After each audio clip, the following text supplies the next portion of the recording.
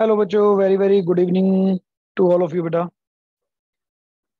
Class twelfth financial statement analysis बेटा, chapter one, proforma of balance sheet.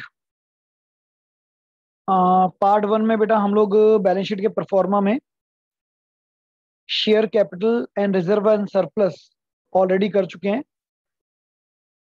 एक बार हम short recap ले लेते हैं बेटा, जिसके अंदर आपको बताया गया था share capital that is the first sub head under the share holder fund.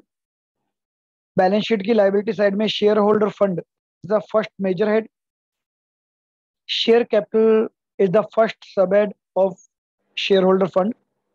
Share capital के अंदर हम लोगों ने बेटा सीखा था कि different types of share capital आती है, जिसके अंदर कंपनी की authorised capital, issued capital, subscribed but fully paid up capital, subscribed but not fully paid up capital, share forfeiture account जो कि बेटा एडिशन किया जाता है सब्सक्राइब्ड कैपिटल में, और कॉल इन एरियर जिसे सब्ट्रैक्ट किया जाता है सब्सक्राइब्ड कैपिटल में। इनके बारे में डिटेल डिस्कशन हम लोग ऑलरेडी इस वीडियो के फर्स्ट पार्ट में बेटा कर चुके हैं। शेयर होल्डर फंड का सेकंड जो हमारा सबहेड था that is reserve and surplus. Reserve and surplus की जो आइटम्स हैं बेटा वो आपको बताया गया था, different kinds of reserves are included in this head, like capital reserve, capital redemption reserve, security premium reserve, debenture redemption reserve. तो मीनिंग इज डेट बेटा किसी भी पर्टिकुलर स्पेसिफिक और नॉन स्पेसिफिक नेचर के लिए अगर कोई रिजर्व क्रिएट किया जाता है तो date is the item of reserve and surplus. Capital reserve बेटा आपने देखा था, कोई भी कैपिटलाइज आइटम जब हम सेल या परचेज करते हैं तो उस पर अगर हमें कोई प्रॉफिट होता है, जैसे आपने शेयर फॉरफिटेड किए तो उसके ऊपर जो भी हमें रीइश्यू करने पर प्रॉफिट हुआ that is transfer to capital reserve. कोई हम एसेट्स बाई करते हैं बेटा, उस पर कोई बेनिफिट मिलता है तो date is called capital reserve. तो कैपिटल रिजर्व क्यों क्रिएट किया जाता है बेटा? क्योंकि आगे आने वाले टाइम में कोई भी हम कैपिटलाइज ट्रांजेक्शन करते हैं तो उसके अंदर इस रिजर्व को यूज कर सकते हैं। कैपिटल रिडम्पशन रिजर्व, कभी बेटा प्रेफरेंस शेयर आपको अगर रिडीम करने हैं तो उसके अंदर रिडम्पशन के टाइम पर इस रिजर्व को यूटिलाइज किया जा सकता है। सिक्योरिटी प्रीमियम रिजर्व हम ऑलरेडी शेयर चैप्टर में पढ़ चुके हैं बच्चे। तो जब भी शेयर्स डिवेंचर्स हम लोग प्रीमियम पर इशू करते हैं तो जो पैसा आता है that is transfer to SPR, security premium reserve account. It can be use only for the specified purpose. वो स्पेसिफाइड पर्पज क्या है बेटा? That will be done in the theory concept. Debenture redemption reserve, जो कि हमने बेटा last video में पढ़ा था, डिवेंचर को रिडीम करने के लिए जो हम रिजर्व क्रिएट करते हैं। रीवैल्यूएशन रिजर्व, किसी एसेट से लायबिलिटी या किसी भी बैलेंस शीट के आइटम को रीवैल्यूएशन करने पर फ्लक्चुएशन से बचने के लिए हम रिजर्व क्रिएट कर लेते हैं। Share option outstanding account, share option scheme होती है बेटा, उसके अंदर जो भी आउटस्टैंडिंग अकाउंट है, ये सब हालांकि इनको सीबीएसई ने क्लैरिफाई कर दिया, these are not to be ask in the numerical base, तो that is only learning work for you बेटा। और any other reserve, other reserve के अंदर बेटा बहुत सारे रिजर्व हो सकते हैं किसी भी नाम से, बट आपके सिलेबस के अकॉर्डिंगली जनरल रिजर्व तक इसको रिस्ट्रिक्ट किया गया है। इसके अलावा बच्चा रिजर्व के अलावा हमने हेड में पढ़ा था surplus. Surplus is the answer of P and L account, यानी कि प्रॉफिट एंड लॉस अकाउंट में बेटा जी जो भी आपका बैलेंस आया है, जो भी बेटा आपका सरप्लस आया है, अगर पॉजिटिव आया है तो पॉजिटिव, और अगर नेगेटिव आया है तो उसको नेगेटिव साइड में लेंगे बेटा, राइट। अगर कंपनी को कोई प्रीलिमिनरी एक्सपेंसेस है तो उसको हम सरप्लस के अंडर नेगेटिव साइड में लेंगे, सब्ट्रैक्ट करते हैं, यानी कि उसको राइट ऑफ किया जाता है बेटा। तो एनी हाउ आपके लिए जो वर्क है वो यही है कि आपसे पूछा जाएगा डिवेंचर रिडेम्पशन रिजर्व का sub head that is reserve and surplus, and the major head is share holder fund. ऐसी कोई भी बेटा आइटम आपको दे सकते हैं। चलिए आज का जो टॉपिक है, हम लोग लायबिलिटी की तरफ बढ़ रहे हैं बच्चे। लायबिलिटी की तरफ सबसे पहली जो हमारी लायबिलिटी आती है that is the non current liability, और इसके बाद बेटा जी नेक्स्ट मेजर हेड है current liability. Non current liability जिसे हम लोग फिक्स लायबिलिटी भी कहते हैं, इसके अंदर बेसिकली दो सब हेड कवर किए गए हैं, long term borrowing as well as long term provisions. तो बेटा under the major head non current liability हमारा सब हेड क्या है, long term borrowing. Long term borrowing का मतलब इट्स वेरी सिंपल, आपने बोरोइंग की है बट उसकी रीपेमेंट डेट जो है वो आफ्टर 12 मंथ्स है, so that's why it is called long term borrowing. After 12 months है या फिर आपका बेटा जो ऑपरेटिंग साइकिल है उसके बाद आपको पेमेंट करनी है। सो इसके अंदर क्या आते हैं बेटा, बॉन्ड एंड डिवेंचर्स। बॉन्ड क्या होते हैं बेटा, बॉन्ड जैसे आप लोग शेयर्स इशू करते हैं, जैसे आप लोग डिवेंचर्स इशू करते हैं, debenture is a part of loan, ऐसे ही बेटा जी बॉन्ड भी रीपेबल होते हैं, तो date is just like loan. तो ये भी कंपनी के लिए एक लाइबिलिटी है, ये भी कंपनी के लिए बेटा एक तरह से कंपनी ने बोरो किया है पैसा, तो date is a agreement between the borrow and borrowee. Company borrow कर रही है बेटा, आप बोरोई हो गए, आप कंपनी को उधार दे रहे हैं, तो कंपनी उसके अगेंस्ट आपको एक बॉन्ड इशू करती है जिसके अंदर टर्म एंड कंडीशन लिखी होती है कि कब कंपनी ने आपसे लोन लिया है, इस पर कितना इंटरेस्ट दिया जाएगा और कब इसका पैसा वापस किया जाएगा। Debentures, term loan. Term loan मतलब बेटा जिसकी पेमेंट आफ्टर स्पेसिफिक पीरियड होती है, जो कि आप बैंक से भी ले सकते हैं और किसी अदर पार्टी से भी ले सकते हैं, या फिर पब्लिक ने आपकी कंपनी में फिक्स डिपॉजिट किया है, तो पब्लिक के लिए तो वो इन्वेस्टमेंट हो गई बट हमारी कंपनी के लिए तो लाइबिलिटी बन गई ना बेटा। अब यहाँ पर कई बार स्टूडेंट के साथ कंफ्यूजन आती है कि सर लोन दिया हुआ है तो क्या ट्रीट करें, क्या इसे शॉर्ट टर्म ट्रीट करें या लॉन्ग टर्म ट्रीट करें। तो बेटा that is clear cut specification कि अगर आपको मान लोन दिया हुआ है तो date is treated as long term loan. क्योंकि शॉर्ट टर्म लोन अगर आपको काउंट करना है तो बेटा आपको specially short term word given होगा, या फिर loan repayable within 12 months, that means आपको गिवन होगा कि शॉर्ट टर्म है, तो बेनिफिट ऑफ डाउट हम लॉन्ग टर्म बोरोइंग को ही देंगे। इसके अलावा बेटा लॉन्ग टर्म लाइबिलिटी में नेक्स्ट हैंड आता है हमारा, that is long term provisions. अब लॉन्ग टर्म प्रोविजन में क्या होते हैं, लॉन्ग टर्म प्रोविजन में ऐसे प्रोविजंस बनते हैं बेटा जो कि लॉन्ग टर्म बेसिस पर होते हैं, यानी कि जिनकी लाइबिलिटी आने वाले टाइम में आफ्टर 12 मंथ्स हमारे ऊपर क्रिएट हो सकती है। For example provision for employee benefit. हम लोगों ने बेटा इकोनॉमिक्स में भी पढ़ा है, हर सब्जेक्ट में हम पढ़ते आ रहे हैं कि एम्प्लॉयज के लिए प्रोविडेंट फंड स्कीम्स वगैरह ओपन की जाती है, जिसके लिए एम्प्लॉय कोई प्रोविजन बनाता है, पेमेंट डालता है आपके बिहाफ पर, तो बेटा पेमेंट देनी कब है, at the time of retirement या आफ्टर 5 ईयर कंडीशन होती है। तो ये सारे प्रोविजन क्या है बेटा, लॉन्ग टर्म है। प्रोविजन फॉर वारंटीज, कंपनी ने बेटा वारंटी इशू की हुई है तो कंपनी उसे भी अपनी एक लाइबिलिटी मान के चलती है, जब तक आपकी तरफ से कोई क्लेम ना आए, डिस्प्यूट ना आए, तो कंपनी के ऊपर एक बर्डन है, कंपनी इसके लिए प्रोविजन बना के रखती है। देखिए प्रोविजन का मतलब यहाँ पर क्या है, इट इज नॉट मैंडेटरी कि वो लाइबिलिटी मेरे ऊपर आएगी आएगी, बट हमने इसका प्रोविजन बना दिया। जैसे प्रोविजन फॉर बैड डेट्स बनाया जाता है बेटा, वो शॉर्ट टर्म होता है, ऐसी ये प्रोविजन हम वारंटी के लिए बना रहे हैं। या फिर बेटा आपकी कंपनी में जो एम्प्लॉयज हैं, अगर उन्होंने जो उनको लीव एंटाइटलमेंट थी वो लीव नहीं लेते, तो आप उनको कमिटमेंट करते हैं कि भाई हम उस लीव को कैश में कन्वर्ट करके रिटायरमेंट के टाइम पर आपको दे देंगे। अब बेटा मान लीजिए इस साल में एम्प्लॉय ने लीव नहीं ली, तो वो लीव का जो एनकैशमेंट है वो देना तो आपको रिटायरमेंट के टाइम पर है, लेकिन बेटा ड्यू तो हो गया ना, यानी कि आपके ऊपर लाइबिलिटी तो क्रिएट हो गई। तो encashment of employee, encashment leave on employment, मतलब एम्प्लॉयज का जो एनकैशमेंट है लीव का देना है रिटायरमेंट के टाइम पर, लेकिन बेटा उसका प्रोविजन तो आज ही बनाना पड़ेगा मुझे। अदर्स, अदर्स के अंदर बेटा कोई स्पेसिफिकेशन नहीं आता, लेकिन जहां पर भी किसी भी लॉन्ग टर्म प्रोविजन आपको दिया जाए, मतलब लॉन्ग टर्म उसके आगे लिखा होगा स्पेसिफिक नेचर, हमने किसी भी पर्पज से कोई प्रोविजन बनाया है बट मैंडेटरी के लॉन्ग टर्म लिखा होगा वहां पर, और कोई पर्पज भी लिखा होगा बेटा। तो major head is long term non current liability, sub head long term borrowing और आइटम्स ये आ गई बेटा। ऐसी major head non current liability, sub head long term provision और लॉन्ग टर्म प्रोविजंस की आइटम ये सारे प्रोविजंस आ गई।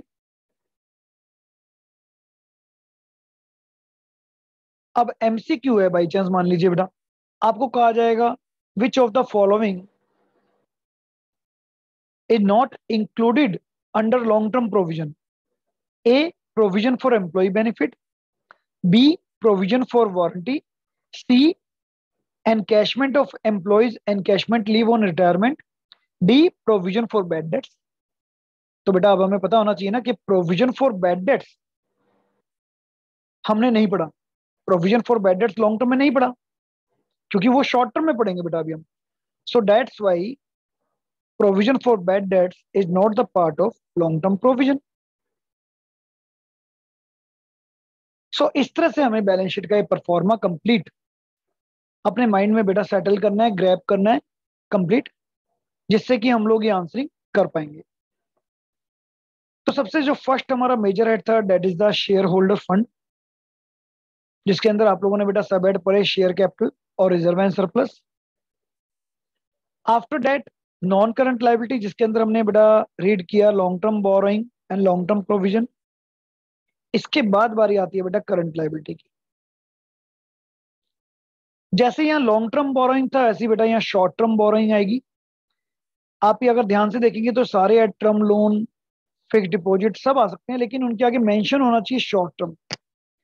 तो जितने भी लोन है वो लॉन्ग टर्म होते हैं, बट स्पेशली अगर आपको कहा जाएगा कि loan repayable within 12 months या within operating cycle. Operating cycle का मतलब बताया था बेटा जितना में आपका प्रोडक्ट स्टार्टिंग से रीसेल पर्पस तक जो टाइम पीरियड टाइम फ्रेम लगता है आपका, that is called operating cycle. तो लोन बेटा अगर शॉर्ट टर्म है तो स्पेशली आपको दिया होगा रीपेबल विद इन 12 मंथ्स या शॉर्ट टर्म लोन, चाहे वो बैंक से लिए हों चाहे वो अदर पार्टी से लिए हों। ऐसी पब्लिक ने अगर आपकी कंपनी में डिपॉजिट किया है बट स्पेशली मेंशन किया जाएगा शॉर्ट टर्म,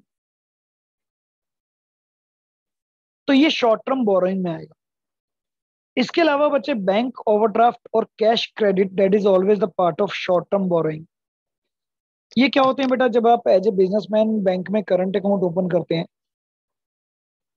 तो बैंक आपको आपके बिजनेस की स्ट्रेंथ के अकॉर्डिंगली एक कैश क्रेडिट लिमिट देता है, सीसी लिमिट बोलते हैं इसको। यानी कि आप अपने बैंक में इतने तक नेगेटिव बैलेंस मेंटेन कर सकते हैं। सेम यही कॉन्सेप्ट बेटा बैंक ओवरड्राफ्ट का है।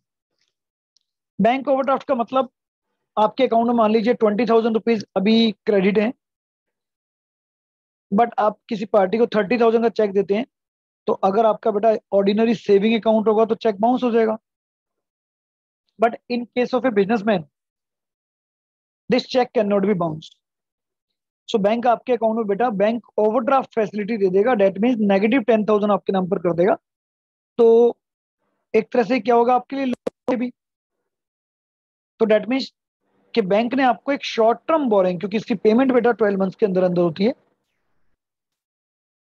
जैसे ही आपका कोई चेक आएगा तो ऑटोमेटिकली ये पैसा उसमें से सेटल कर दिया जाता है। So that is called short term borrowing. तो करंट लाइबिलिटी के अंदर short term borrowing, short term borrowing के अंदर बेटा short term loan, short term deposits and bank overdraft और कैश क्रेडिट यानी कि सीसी लिमिट। इसके बाद बेटा करंट लाइबिलिटी, सबको पता है current liability are the liability which are repayable within a period of 12 months और within a period of operating cycle. So next sub head that is trade payable. Business में बेटा जिन supplier से आप dealing करते हैं, credit पे goods purchase करते हैं, वो हमारे ट्रेड पेबल होते हैं। तो ट्रेड पेबल को हम दो आइटम्स के अकॉर्डिंगली समझ सकते हैं, one is the sundry creditors and second is the bill payable. Creditors बेटा it includes the name of all supplier who gives goods to us on credit। जो बेटा हमें गुड्स उधार पर देते हैं, बेचते हैं, they are called our creditor. And in case suppose they write a note, they write an negotiable instrument on us, और हम उसको एक्सेप्ट कर लेते हैं, तो date is called bill payable. तो भाई या तो आपके सप्लायर बेटा क्रेडिटर में आएंगे, या फिर अगर उन्होंने कोई एग्रीमेंट बनाया होगा, एक नोट पर आपके साइन कराए होंगे, तो date is called bill payable. But दोनों का कॉन्सेप्ट एक ही है कि मुझे इनको नियर फ्यूचर में पेमेंट देनी है। और क्योंकि जनरली ये दोनों आइटम बेटा बिजनेस की रॉ मटेरियल या मटेरियल से रिलेटेड परचेजेस से होती है, तो डेट्स वाई इनकी payment with in a year settle होनी जरूरी होती है। बिजनेस में जब भी आप क्रेडिट में कोई गुड्स खरीदते हैं, तो बेटा पेमेंट का टर्म क्या होती है? Maximum 1 month, 2 month, 3 month, 5 month, but less than 1 year तो होती है ना। So that's why it is included in current liability. So the major head is current liability and sub head is trade payable and items creditor and bill payable. तो इस तरह से बेटा overall liability में अगर अभी तक जो हमने किया, देखो सबसे पहले हमने बोले लाइबिलिटी में नॉन करंट लाइबिलिटी, जिसके अंदर long term borrowing and long term provision हमने किया बेटा आज। उसके बाद बच्चे करंट लाइबिलिटी, जिसके अंदर short term borrowing, trade payable हमने किया, and the next head is other current liabilities. Other current liability that is most important for you. ये आपके लिए बेटा ज्यादा इंपॉर्टेंट है, क्योंकि इसमें से आइटम कई बार आई हुई है। इसके अंदर वो लाइबिलिटी होती हैं जो कि आपके अकाउंटिंग टर्म के बेस पर बेटा आउटस्टैंडिंग से, या फिर आपने कोई एडवांस में किसी से रिसीव कर रखा है पैसा, तो these are called other current liability. इसके अंदर क्या क्या आइटम आती हैं आइए देखते हैं बेटा। Interest accrued but not due on borrowing, interest accrued but due on borrowing. अब कई बार बेटा there are lot of confusion कि भाई नॉट ड्यू ऑन बोरोइंग और ड्यू ऑन बोरोइंग का मतलब क्या है। देखिए दोनों का मतलब एक ही है कि इंटरेस्ट एक्रूड मतलब इस साल में आपको इंटरेस्ट देना है। अब इस साल में इंटरेस्ट देना है, तो that's why it become your current liability under the head sub head current other current liability. But exactly meaning क्या होता है बेटा? मान लीजिए आपने किसी से लोन लिया हुआ है। अब देखिए लोन आपने लिया हुआ है, और उस लोन का जो इंटरेस्ट आप पे करते हैं, सपोज आप क्वार्टरली इंटरेस्ट पे करते हैं बेटा, और आपने जो डीलिंग की हुई है वो क्या की हुई है? आपने लोन के अगेंस्ट लेंडर को कह रखा है कि भाई देखो, लोन जो इंटरेस्ट ड्यू होगा, इंटरेस्ट ड्यू किया जाएगा आपका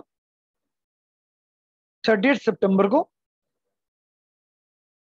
बट हम पेड करेंगे बाय द 7 अक्टूबर। जैसे बेटा ऑफिस में सैलरी का सिस्टम होता है ना, ड्यू होती है 30 को और पे की जाती है 7 तक, ऐसी बेटा यहाँ पर समझ लीजिए सिस्टम है। तो क्योंकि इंटरेस्ट 30 तारीख को ड्यू हो गया, बट बेटा पे तो 7 को होना है ना, तो इसको मैं किस कैटेगरी में डालूंगा? अब इसको अगर मुझे 1 अक्टूबर को एंट्री करनी है बच्चे बुक में, तो मैं एंट्री करूंगा interest accrued but not due on boring. Interest accrued but not due on boring, क्योंकि बेटा हमने 7 का कमिटमेंट कर रखा है ना, तो 7 से पहले आप ये नहीं कह सकते कि हमारा इंटरेस्ट ड्यू हो गया, क्योंकि मैंने आपको 7 तक कमिटमेंट किया हुआ है। तो यानी कि जिस डेट को कमिटमेंट मैंने आपको पेमेंट करने का किया हुआ है, उस डेट तक वो इंटरेस्ट है, तो लाइबिलिटी देना तो है ही मुझे, but that is interest accrued but not due. अब जैसे 7 अक्टूबर क्रॉस हो जाएगी, 8 अक्टूबर आएगी, और मैंने बेटा पेमेंट आपको की नहीं अभी तक, 8 अक्टूबर से बेटा ये कैटेगरी में आ जाएगा interest accrued and due on borrowing. क्योंकि 7 क्रॉस होते ही अब आपको हो गया सर अब तो ड्यू हो गया, अब तो दे दो पैसा।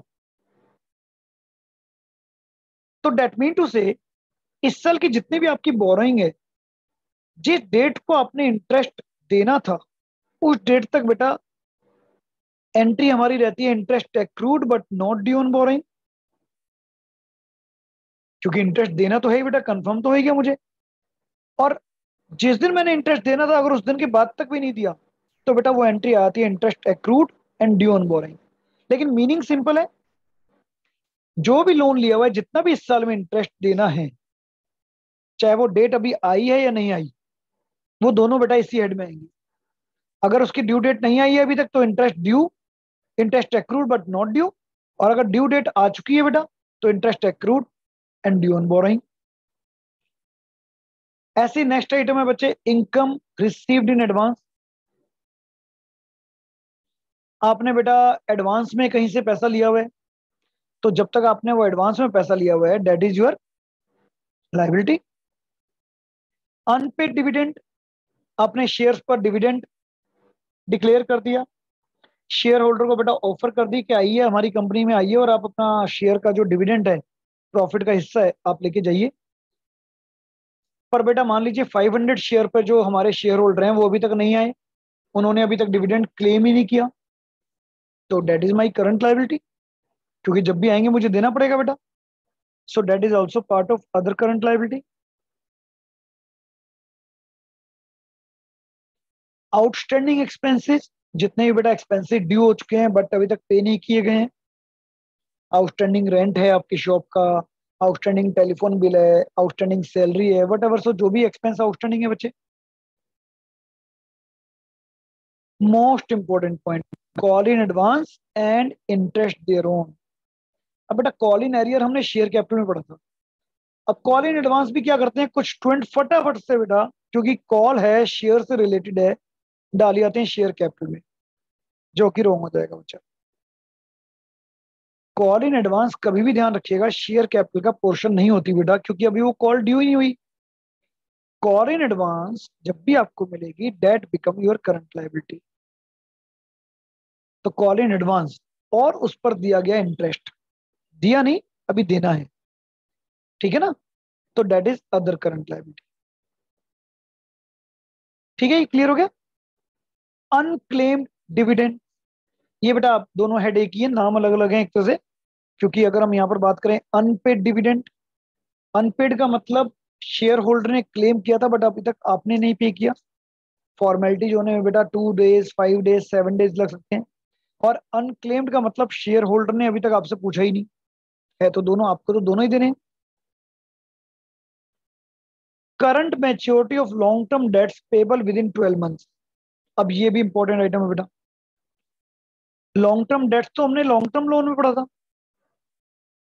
तो यहां पर ये चीज ध्यान रखने वाली बात है कि जब हमने लॉन्ग टर्म बोरोइंग पढ़ा था बेटा तो लॉन्ग टर्म डेट्स पढ़ा था, long term bank loan, long term other parties loan. अब मान लीजिए आपने बच्चे कंपनी ने लोन लिया किसी से, लोन टेकन ऑन 1 अप्रैल 2014, जो कि बेटा रीपेबल है ऑन 31 मार्च 2021। अब देखिए यहां पर जो भी हमारी बैलेंस शीट बनेगी टिल 31 मार्च 20 तक की बैलेंस शीट बेटा, उसके अंदर तो हम दिखाएंगे ये लॉन्ग टर्म लोन में, लेकिन जैसे जिस साल रीपेमेंट होनी है इसकी,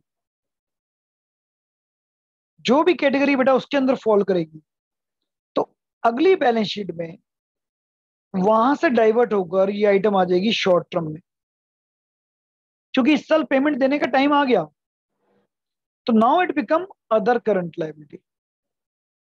तो 10 साल के लिए आपने लोन लिया, 9 ईयर्स तो रहेगा लॉन्ग टर्म लाइबिलिटी बेटा, लेकिन मान लीजिए this is the 10th year last year, अब इस साल वो कन्वर्ट हो जाएगा शॉर्ट टर्म लाइबिलिटी में, यानी कि अदर करंट लाइबिलिटी में, क्योंकि इस साल मुझे पेमेंट देनी है। तो एनी हाउ हमें तो बेटा लर्निंग करनी है, लेकिन मीनिंग आपको क्लियर होना चाहिए, तो ध्यान रखिएगा। अगर आपको किसी भी बेस पर कहा जाए कि लॉन्ग टर्म डेट्स है तो date is a part of long term loan, long term borrowing. लेकिन अगर कहा जाए long term debts which maturity is payable within 12 months, तो बेटा जी वो आ जाएगा फिर हमारा अदर करंट लाइबिलिटी में। ऐसे ही जब लोन मैच्योर हो गया या पब्लिक ने जो हमारी कंपनी में डिपॉजिट किए बेटा वो सब मैच्योर हो गया पर अभी तक आपने पे नहीं किया, तो भी अदर करंट लाइबिलिटी है। ऐसे ही बेटा डिवेंचर अगर आपके इस साल मेट हो गए, मैच्योर हो गए, मतलब ड्यू डेट आ गई पर अभी तक डिवेंचर होल्डर पेमेंट लेने नहीं आए या उसके ऊपर इंटरेस्ट भी अभी ड्यू है, वो भी बेटा अदर करंट लाइबिलिटी में आ जाएगा।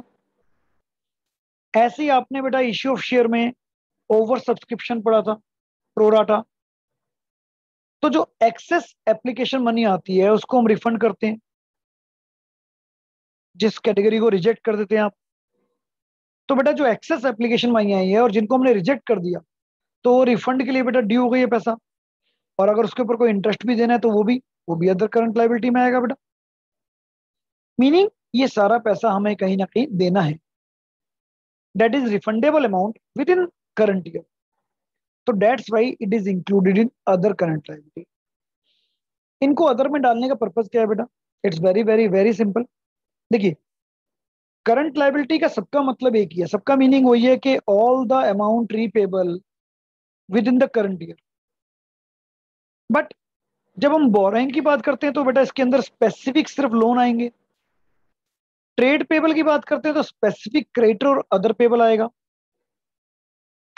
अब क्योंकि हमारे पास और कोई करंट लाइबिलिटी के स्पेसिफिक हेड नहीं है, सब हेड नहीं है, तो बाकी सारी आइटम को डाल दिया गया अदर करंट लाइबिलिटी में। तो ये सारी वो लाइबिलिटीज हैं बेटा जो कि आपको विद इन दिस ईयर पे करनी है, तो that's why it is included in other current liability. Right बच्चे? और इसके बाद बेटा लाइबिलिटी में आपके लिए एक लास्ट टर्म है, that is short term provision. अब आपको याद होगा बेटा लॉन्ग टर्म प्रोविजन पढ़े थे।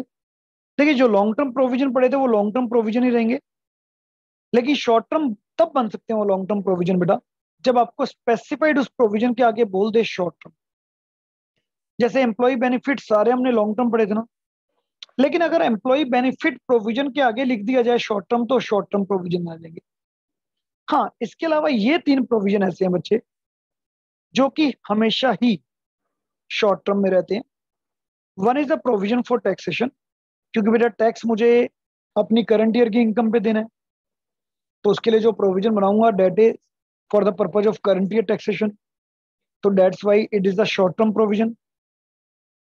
प्रोविजन फॉर एक्सपेंस, जितने भी एक्सपेंसेस होते हैं बेटा जनरली रीपेबल होते हैं within 2 months, 3 months, 5 months, तो अगर उसके लिए कोई प्रोविजन बनाया गया तो।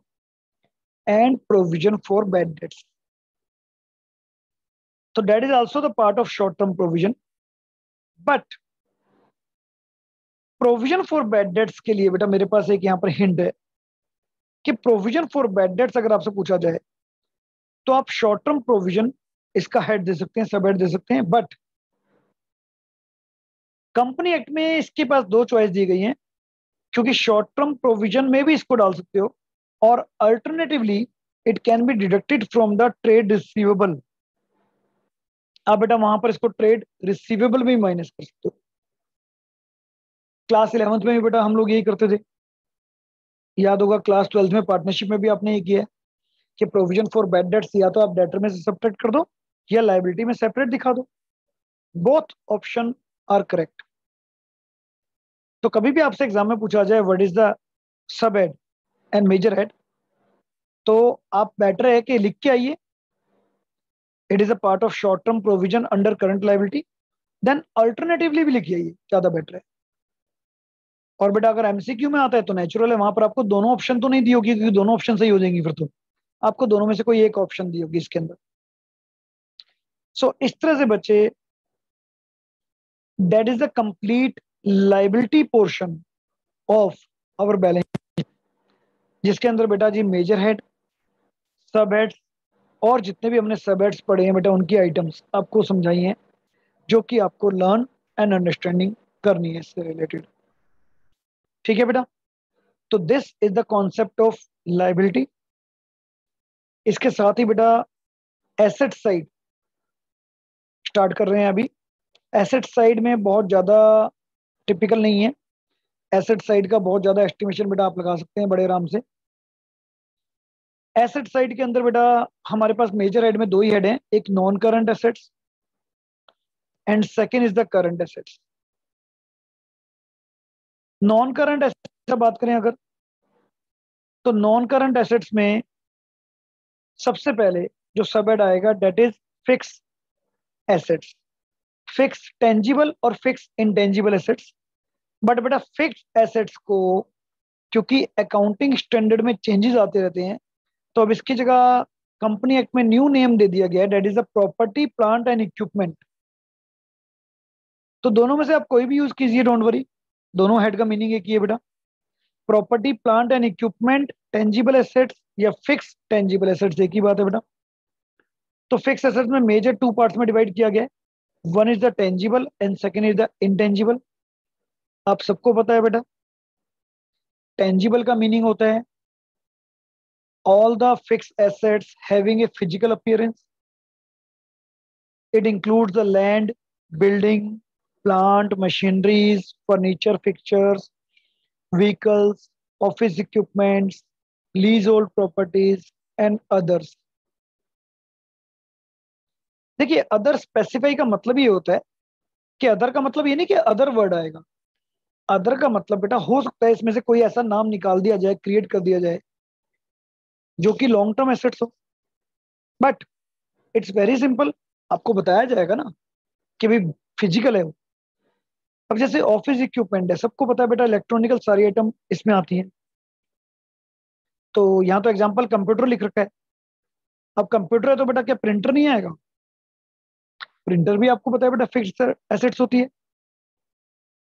तो इस टाइप की कोई भी एसेट्स हो जो कि फिजिकली नेचर की हो और जिसकी लाइफ मोर देन 1 ईयर हो, यानी कि लॉन्ग टर्म के लिए आपकी कंपनी में स्टेबल हो, that is called non current assets under the sub head property plant and equipment tangible assets. Intangible में होते हैं बेटा आपके राइट्स। आपके राइट्स मतलब आपके अधिकार, हैविंग नो फिजिकल अपीयरेंस। आपके बिजनेस की गुडविल, आपके बिजनेस की ब्रांडिंग, ट्रेडमार्क, आपका बेटा कोई कंप्यूटर सॉफ्टवेयर आपने रजिस्टर्ड करा लिया अपना, आपके पास कोई माइनिंग राइट्स हैं, आपके पास बेटा ये कोई भी मैस्ट हेड्स या पब्लिशिंग टाइटल है, कोई भी आप न्यूज पढ़ते हो या कोई भी बुक पढ़ते हो तो बेटा टाइटलिंग होती है उसकी। मैस्ट हेड्स होते हैं बेटा, कैसे कोई न्यूज का स्लोगन जैसे डेली का आता है किसी का कि सुभाष जी कॉलम, सुभाष जी की कलम से, ऐसे कॉलम के नाम पढ़ते हो ना, तो वो मैस्ट हेड्स होते हैं बेटा। तो आपने अपने नाम पे रजिस्टर्ड करा रखा है तो दैट इज योर प्रॉपर्टी। इसी की तरह बेटा कॉपीराइट ज्यादातर पब्लिशिंग हाउस यूज करते हैं, या फिर जैसे आप सॉन्ग्स वगैरह में देखते हैं बेटा, ताकि उसको कोई कॉपी ना कर पाए मटेरियल को। पेटेंट्स किसी चीज को बनाने का फॉर्मूला, मेथड एक्सेट्रा।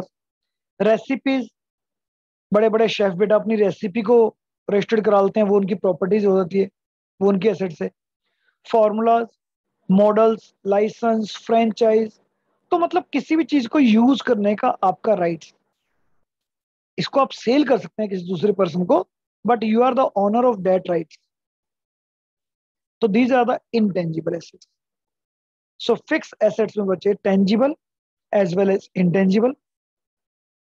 नेक्स्ट आता है बेटा इसके अंदर सब एड कैपिटल वर्क इन प्रोग्रेस।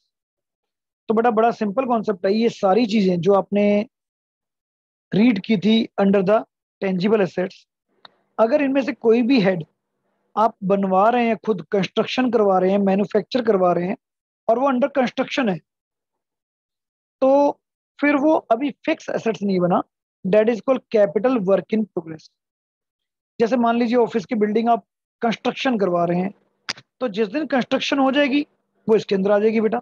तो आपको सिर्फ बिल्डिंग दे रखा है, तो आप कहेंगे that is a part of fix tangible assets under the major head non current assets. But आपको अगर कहते बिल्डिंग अंडर कंस्ट्रक्शन, तो आप कहेंगे बेटा it is included in capital work in progress.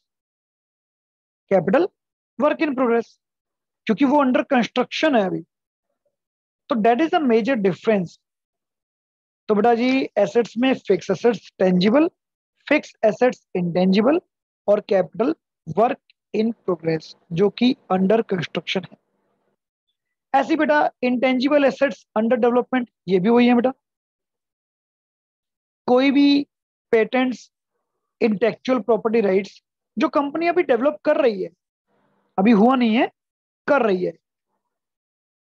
तो बेटा आप पहले ही उसको रजिस्टर्ड करवा सकते हैं कि ये फॉर्मूला मैं बना रहा हूं, ये बनते ही मेरे नाम पर होना चाहिए। अगर सक्सेसफुल रहा तो ये भी तो बेटा अंडर कंस्ट्रक्शन हो गया ना। तो these are included in patents under development. Intellectual property right जो भी होंगे अंडर डेवलपमेंट, तो ये बेटा जी इंटेंजिबल एसेट्स अंडर डेवलपमेंट में आ जाएंगे।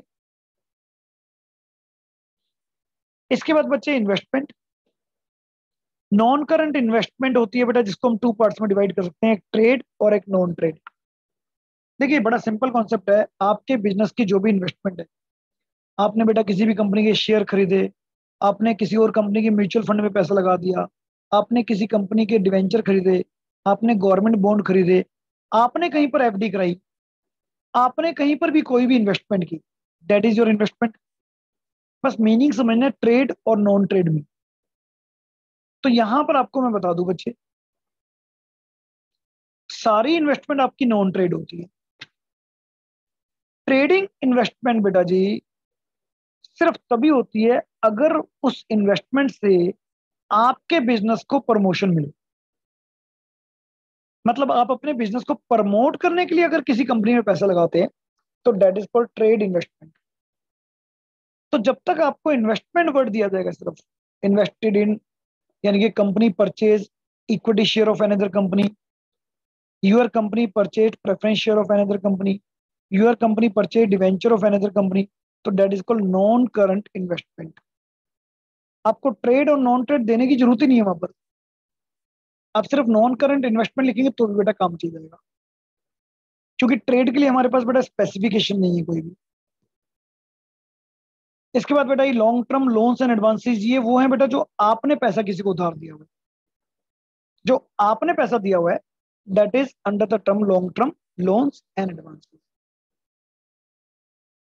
तो बेटा आज के पार्ट में हमने लॉन्ग टर्म एसेट्स और लॉन्ग टर्म लाइबिलिटी और करंट लाइबिलिटी की है। नेक्स्ट पार्ट में इस वीडियो को कंप्लीट करेंगे बेटा हम, जिसके अंदर करंट एसेट्स भी करेंगे। तो आज आप कम से कम इनको कंप्लीट करिएगा। नेक्स्ट क्लास में हम लोग करंट एसेट्स और उसके बाद बेटा जी statement of P and L, इसको कंप्लीट करेंगे। ठीक है, तो इसकी क्लास की इंटीमेशन मैं आपको दूंगा बेटा, जैसे इसकी क्लास अरेंज करूंगा तब आप इसको कर पाएंगे।